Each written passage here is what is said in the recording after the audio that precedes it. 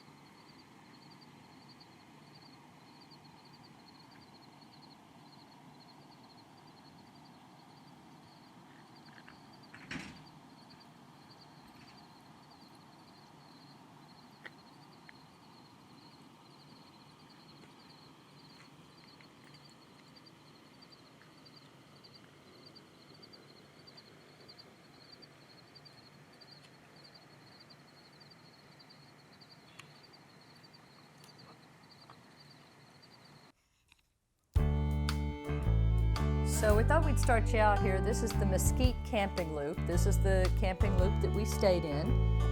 And it's one of 4 RV-friendly loops in Palo Duro Canyon State Park. Yeah, and it was 8 miles into this loop. From the beginning. This one was a haul to get to from the front of the park. I thought we were never going to get there. It's a big park, and it's beautiful. I mean, it's stunning. The views are incredible. And the thing is too, we saw rigs of all sizes down in here.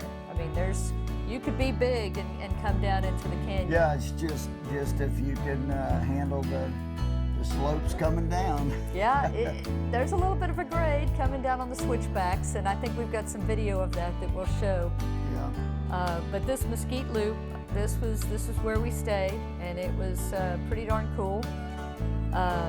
It was 30 and 50 amp and water. There's the Hackberry Loop, which I think we have some video of later, which is 30 amp and water, and then the Sagebrush and the newly reopened Juniper Loop is 30 and 50 amp and water. Yeah, here's one of the new bridges that we wanted to show that they rebuilt since one of the major floods. Yeah, so they had some floods here a while back and really damaged the park, and so they put in these bridges recently to try to make it easier for people to get around when there is some flash flooding. I mean, you are in a canyon, so I don't think there wasn't any, nobody was really affected. There was no danger necessarily, but they've put in some bridges now, I guess, where there maybe was some low dips in the road. Well, I think they got everybody out of there. I mean, it did flood. Yeah. They just got everybody out of there. Yeah. I mean, but so it's very easy to get around once you're down in the canyon, but it is a big place. Yeah, it is, but it's beautiful, and as you can see, it was a beautiful day, the day we took this ride. In fact, the whole time we were there, it was beautiful blue skies. Yeah, I mean, we were there in September, which is a nice time of year to go. You know, it gets hot during the summer, but we were surprised. It got pretty, well, it got very hot by a lot of people's standards. It definitely was a little warm. And what you have to keep in mind, and we didn't consider, was that down on the canyon floor, it's quite a bit warmer than what most people are used to up on regular Well, surface. just coming from Caprock too. Caprock wasn't as warm. Caprock was not, but it, you know, it was, yeah, it was surprising. I think we've got a temperature gauge that we got a photo of. There's a temperature gauge at all the trailheads, I think, or most of the trailheads, so you know how to be prepared when you're going in. Now, this would be a great park to visit in the colder months, in the fall, in the winter, in the spring. It would just be beautiful. Yeah, it would be. Now, it can really get cold here, too. And It can snow here. Yes, Yes, it can. So something to be aware of. Now, we're going in here. This is the Hackberry camping loop. This is a 30 amp and water loop. But it wasn't, the spaces weren't quite as big, isn't that right? Yeah, I don't think they were quite as big. Maybe a little closer together as where we were most of the sites. But you can see, like, there's some of these too that are pretty well spread out. You have more greenery in this area than what we had in the Mesquite Loop, which is nice. None of the sites have, oh, well, look at this though. I forgot, we met our feathered friends here on this loop. You know, as many times as we've been to state parks, and we finally saw the turkeys. Wild turkeys. We've seen tracks. I can't tell you how many times we've seen wild turkey tracks when we've been out hiking. And this is the first time that we've come across a flock. Yeah, it was pretty neat. Yeah, we enjoyed it. And they just were all around this camping loop. It was amazing. When we came back by, we saw them again. But Yeah, it seemed like every time we passed by this Hackberry camping loop, the turkeys were hanging out there. And sometimes in people's campsites. yeah, that's true. But I guess the people were really hanging out in turkey campsites. Well, and I guess it wasn't Thanksgiving too, so they don't mind being out in the open. I guess that's true. But yeah, so this is the Hackberry Loop, and this, like we said, is a 30 amp and water loop. There are no full hookup sites in Palo Duro Canyon State Park, but there are technically 3 dump stations. Now, I say technically because here near the Hackberry Loop and also near the Sagebrush Loop, which is toward the front of the park, you have dump stations. There's a 3rd dump station that shows up on the park map. It's in the Cow Camp Cabins area, which is across the road from the Mesquite campground where we were.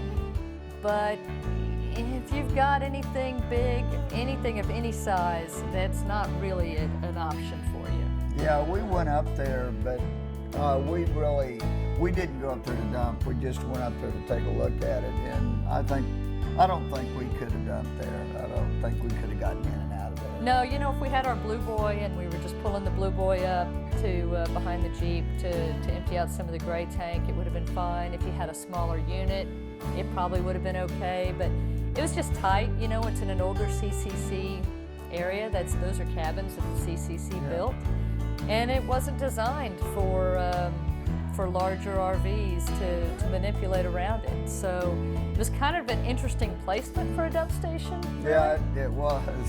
But it was a neat place. Remember the great scenery? views. Oh, the views from there were just awesome. Yeah, so it was worth going to find it, Oh. just for the views and to see the really cool CCC built cabins. Yeah, no doubt. And right here, just across the way, was one of those dump stations. Well, yeah, right down from there. Yeah. Mhm. There are trailheads spread all throughout this road, which is nice. It's real easy to get around in this park because there's basically one big loop that goes through the entire park. You know, just some fantastic scenery. Yeah, that you couldn't, everywhere you looked, it was just a different view, and the different times of day. Also, the way the sun would shine on the rocks, where it was just stunning. Yeah, people told us about this park for a long time. This was our first trip there, and because it's about 10 hours from our home. It's a hike, but it was, oh, well, I can't wait to go back. It was such people not from Texas just can't understand that we can drive 10 hours and still be in the same state. Well, and that we measure things distance by hours. Yeah, which is true. So, yeah, so, it's like we said, we were 8 miles from the entrance to the park. So we thought, we'd take you on a little driving tour to see the park. That over to the left-hand side, that's the stables. They do have equestrian camping here in the park. You can bring your own horse, or you can go on a guided tour horseback through certain equestrian trails in the park, which would be pretty neat. Oh, I'm sure that would be awesome, yeah. And then where we're about to pull in here, this is the trading post, which is pretty darn unique. Yeah, I thought so. This was really cool. This is an old building that serves multiple purposes. It's a souvenir store. It's a source of information. It's home to, quote, let me see, what did they call it? The world's famous burgers. That's right. Yeah, and we had them too. Yeah, and they had a fuel pump. I had never seen that in a state park before, where you could buy gas, including diesel. It was, in the state park, and that was showing where we ordered our hamburgers. And we did. We had one of the world famous hamburgers. And they were really good. Yeah. And then they had a little store, all souvenirs plus other items that you might need that you'd forgotten or what have you. Right. And then a little bit further down the road from there is... This is the El Coronado Lodge. This was built by the CCC, original structure to the state park, and it is now the visitor center. So now this is home to a great museum. Oh, but I wanted to show you this. I don't know if this is what this structure is. We saw this structure from the rim, basically, where the visitor center was, where the El Coronado Lodge was. And I don't know really what the remains of that structure, what that used to be, but it's possible that I found out that in the history of the park, in the 1930s, there was actually an art school here, where there was a village down on the mesa below, right below us here, where the students lived in 25 tent cottages. And then every day they would hike up here to the El Coronado Lodge, where we're standing, and take their art lessons and eat their meals. And so, I don't know, I guess it's possible that structure we showed might be something from that. It was down there for a reason. It probably was. The views again here were incredible. Yeah, so if anybody knows what that is a remains of, please let us know, because I've been trying to figure that out.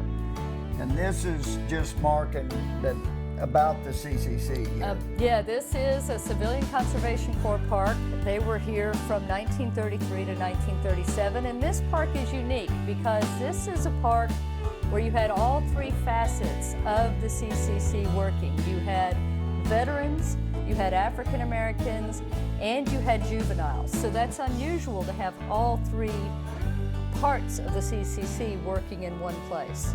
This is telling a little bit about it. We filmed some inside inside the museum, the Coronado Lodge Visitor Center. And this is all this in this room was all about the CCC, and it's just fascinating. The story, if anyone ever gets a chance, they need to take a look at books about the CCC. They really did an incredible job back in the day. They really did, and we've got actually on our Goliad State Park video, we've got kind of the end of that video is bonus footage where That's we right. talk about the history of the CCC. So if you're interested in that, hit up our Goliad State Park video. We ought to do a video just on its own about the CCC because I just am so amazed by the work that these guys did.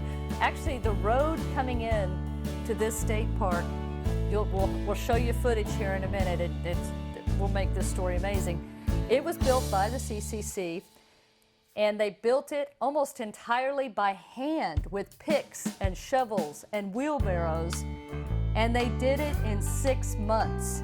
6 months, they dug it by hand, the road to go from the rim of the canyon down to the floor of the canyon. And they said there were 6,000 people there for the dedication of that road in 1933. They were so excited to have it. Yeah, there's even some state parks where they dug out the entire lake by hand. I mean, these guys were hard workers. Yes, there's they no were. doubt. You know, the CCC, they built not only the Park Road, and this is part of it that brings us into the park that we're talking about. They built the El Coronado Lodge, that is the visitor center, several other public facilities, the cabins.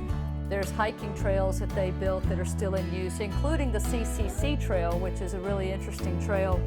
That is the trail before they completed this road they used to hike in and out of the canyon while they were working, and you can still hike that trail today. Yeah, this is just more footage of the main road in and out of the park, and it's just, the scenery's just stunning, just all around. You know, and I guess we should mention, I mean, in case you don't know, Palo Duro Canyon, you know, we said it's the second largest canyon in the United States behind the Grand Canyon, but it's also, I mean, this canyon is 120 miles long. It's 6 miles wide on average. It's 800 feet deep. At places, it's 20 miles wide. It's huge. And the park here sits on the northern, the upper section of the canyon. And, you know, it's just got an amazing history in itself. This, yeah, this is showing, you know, right here, we're actually coming into the canyon. This is kind of the trek that we made when we first came in. And I mean, you're seeing the hood of the Jeep because we're going downhill at a pretty good, you know, I don't know what angle, but it's a pretty good angle. Yeah, it was. But this is one of those things that, and people had told us this, my mother had told us this, that you know, you're looking for the canyon, and then all of a sudden, boom, you're in the canyon. You know, it's like all of a sudden you come around a corner and it's like, ooh, you know, just this amazing scenery. And when we came in, Stacy was leading me in, we had unhooked, so she's in the Jeep in front of me, and I was in the RV behind her, and this was just incredible. And we hit this stretch of road right here, and you can see up that they're switchbacks or whatever to make its way down, and there's not a whole lot of room, you know, with the RV. But actually, it was not a problem at all. I mean, some people I think might be a little intimidated by it, but I had no problem at all. No, you know, you just take your time and you come down, and everybody that's going in and out is in the same boat, you know. But you see, going down this road, this is the road I'm talking about that the CCC dug out by hand, basically, and built. I mean, just incredible that they did this in less than 6 months in the 1930s. Yeah, I don't even think we could do it with the machinery we had in 6 months nowadays. That's what's incredible about it. Yeah. So yeah, the Palo Duro Canyon was actually, it was cut by a branch of the Red River, and it was, you know, there's rock formations in here that date back 250 million years. Wow, that's a long time ago. It's a long time. And at the visitor center, you know, there's not just the historical museum, but also geologic, and this works out perfect going into the lighthouse. Yeah, this is one of the most unbelievable trails in the park. This is the formation that this park is known for. That is the lighthouse. Now it's quite a hike. You know, it's they call it a moderate hike, I guess, but you definitely want to make sure you have plenty of water, and don't go in when it's too hot. Right. They have had, some people have had trouble in there. Yeah, you got to take those things seriously. Yeah. So now we're coming back into the Mesquite Loop, which was our camping loop. We thought we'd show you the other side. You know, this is when we first pulled into this section. There were some folks set up in these spots you're seeing, and I mean, my gosh, the views that they had. I could not believe that the couple that was sitting up on the rock. It's probably coming up here. Yeah, this is the campsite, and they had their chairs angling out towards the canyon. And It was like a postcard. it was. I mean, I had never, I hadn't seen anything like that in Texas, that's for sure. Real nice neighbors next to us. Oh yeah. And here we are back at our site. Oh, when we got back to the site, yeah, it was a road runner, and that we caught him here, Yeah, and he was running around in our campsite there. yeah. I mean, and here we are. We thought we'd show you one of the trails. Now see, this is September, guys. It was over 100 degrees on the canyon floor. Yeah, and this is right when we're about to go down this trail. The Paseo del Rio, because it goes Yeah. along the river. Yep. And this is an area where they say that, they used to, the cowboys and things used to bring their herds of cattle for water. So, it's just something that it didn't feel that hot where we were right at that time, because we did have some shade and things like that. But, down on the canyon floor, it's kind of a whole different environment. Well, I thought this trail was very unique because it changed so much. It would go from these, like right now, there's not much shade, and then we went into other areas of it where it was extremely shaded. And then, I mean, it's just beautiful, and parts right next to the water, and it was really a nice trail. And it's not a hard trail. This was very flat. Yeah, this was a very easy trail to walk. This trail actually, it kind of leads me into, do you know why Palo Duro is named Palo Duro? No, I don't. Oh, but wait, before we find that out, we got to talk about this. So that is a cowboy dugout. And that is the way that the cowboys lived around this area in the 1800s, because it is actually built into the side of the rock, into the ground. So they were insulated by nature, basically, from heat and extreme cold. Yeah, it was really neat. I tried to get a shot in here that they had it kind of decorated like it would have been back in the day. It's a little dark in there, but this is really neat, and we're going to go around it, and you'll see it from behind and kind of see what Stacy was talking about, how they're dug into the ground. That's why they're called a dugout, and maybe in baseball, maybe that's why dugouts are called dugouts. Maybe it is. You can see I'm walking up here, and Yeah, now you're basically standing on the roof. yeah, I'm standing on the roof. And Boy, that'd make it easy to fix your roof if you had something like that. that's for sure. Yep, hello. Yeah, so it's neat. They have these little historical features all over the park, But Palo Duro, Okay, yeah. okay, so Palo Duro in Spanish means hardwood. So they think that it was named by Spanish explorers who saw the abundance of hardwood. Things like the juniper, the mesquite, the cottonwood, the hackberry trees that were here. So they said Coronado's expedition came through here in the 1500s while they were searching for gold and silver, cities of gold and silver and regions of gold and silver. And they think that's where the name Palo Duro came from. I did not know that. That is Little pretty trivia cool. for you. Yeah.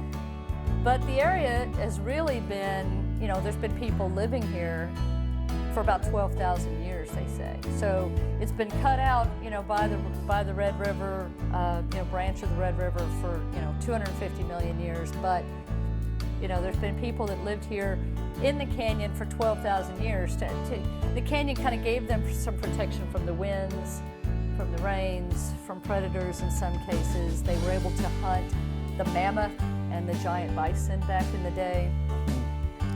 So then later on you had the Apache, the Comanche, the Kiowa, the Plains Indians come through, live in the area, and then you had the ranchers. And actually the J.A. Ranch, which is a historic ranch that was Charles Goodnight and John Adair, was part of it, was part of the park, was originally part of the J.A. Ranch. and that JA Ranch was like 1 million acres or something. Oh, it was wasn't huge, and like 101,000 head of cattle or something like that. It was just enormous, and actually, you know, the ranch still exists. It's not in the park anymore, but it's still run by the Adair family. And it was actually, I believe I've read that it was one of the first ranches, if not the first ranch in the Panhandle to use barbed wire. So another bit of trivia for you. It's pretty cool. So yeah, this is a great trail. This right by the river. I don't know if you saw, there was a barbecue pit here that was on, see it right there? Now that's not something you see on every hiking trail. No, hike all the way in there so you can do a little barbecue. Why not? Why not? Like I said, there's about everything on this trail. Somewhere on here there was even a place for restrooms. I don't know. Yeah. We've already passed that. That was very convenient. Yeah, it was. And they really were nice. actual bathrooms. It wasn't just a porta can or a hole in the ground. Yeah. You know, which that was very convenient. Yeah, I thought that was pretty unique. You know, the trails here were very well maintained, and so were the campsites. It was, you know, we met some great park hosts in this camp. This is a great dark park, you know, if you're into astronomy and that type of thing. Man, you see some sights at night. Yeah, and we did. And the park host that was there had the most unbelievable setup. We got to see the moon. Oh my gosh, just a stars. huge telescope. I've never Huge. seen anything so big. The thing was motorized. It was run by his iPad. Run by his iPad. It was awesome. Yeah, I mean, when we got there, he came over and invited us, and I tell you what, if someone ever invites you when you're in one of to go look at the stars with them, take them up on it, because it was absolutely incredible. That is for sure. Yeah, here we are, just still going through, and you can see as you see this trail, it just changes. I mean, we go from shady areas to sunny areas, and now I think we're going over a little Culvert there. culvert, yeah. Where obviously when it's raining heavy, it's probably running quite a bit of water through there, but it was dry the day we were there. And look at that blue sky that's out Oh, it was there. beautiful. Absolutely. Just really, really nice. And not crowded at all when we were there. No. It's a very popular park. You know, this is, actually it's the second largest state park in Texas behind Big Bend Ranch State Park. So it's like 28,000 acres. They've got about 30 miles of hiking and biking and equestrian trails. And it really draws a lot of people. They also, during the summer months, they perform the musical Texas here in the amphitheater, which we haven't seen. Do but they do that every weekend? Is no, that they do it, I think, like Tuesday through Saturday or Oh, something wow. like that. Most days in the summer, you can see Texas And it's in been the like evening. one main family that is. I that don't used to know put the it on, I story. think. I don't know the story behind it, but it's an incredibly popular show. And everybody, when they found out we were here, they're like, "Did you see Texas?" Well, no, we were there in September. It was already done. We So will get back. it's an excuse to go back. Yeah, and this park you can't see it all at one time. There's no way unless you're there for 6 months. Yeah, I mean, Which you it's- can't unless you're a park host. Right, exactly. So you just have to make multiple trips. This was a real neat park because the water, this is where the water's running, and you were talking about the water early on at the beginning. Yeah, and that's actually where this particular trail gets its name. And it's just, and look at the, I mean, if you're looking at the video here, you know, it just keeps changing. The scenery just changes all the time, which makes it so interesting. Yep, going over a little walkway here, so water, I'm sure from time to time is flowing under that spot. Now, I don't know if we have video of it, but on this trail, we came across a huge pile of rocks. And there was a sign that said Shala Co. or something to that effect. And we had no idea what it was. We could tell that it was some kind of ritual spot or something. Yeah, and what it ends up being is, according to research online, there was people that lived here, the Earth people, who it was a terrible drought, and they were thinking of leaving the canyon, and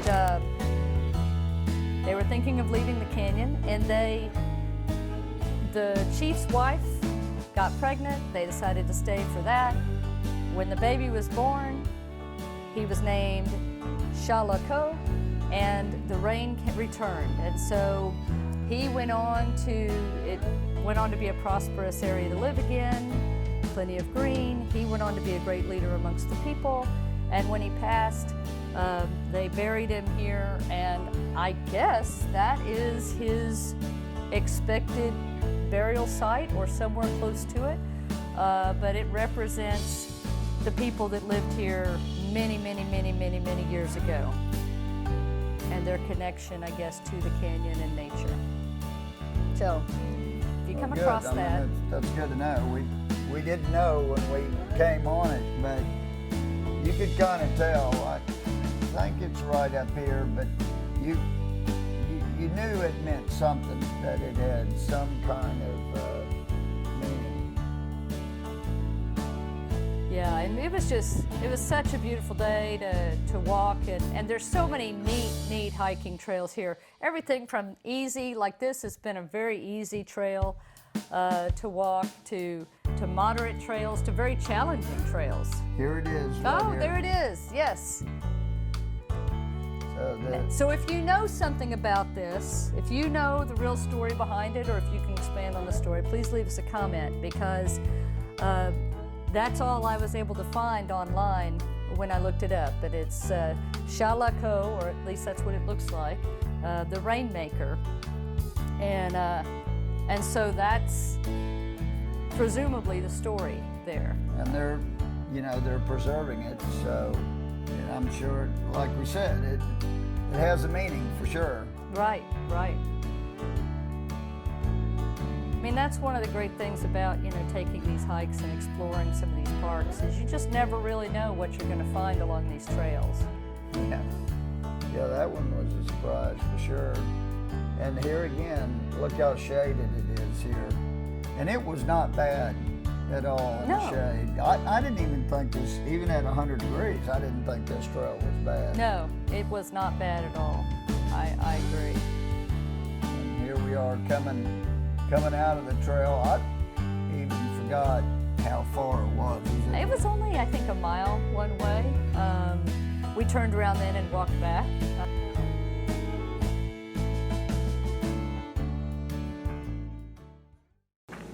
So that'll wrap up this trip to Palo Duro Canyon State Park in the Texas Panhandle. This, by the way, is RVing cat Lilo. She tweets at RV Texas Cat about a cat's eye perspective of camping, RVing, bird watching, of course, campfire sitting. So be sure to follow her, and be sure to subscribe to our YouTube channel, RV Texas Y'all, to see more of our videos about RVing, camping, great places to see and fun places to visit in the great state of Texas and beyond. And check us out on rvtexasyall.com for more information.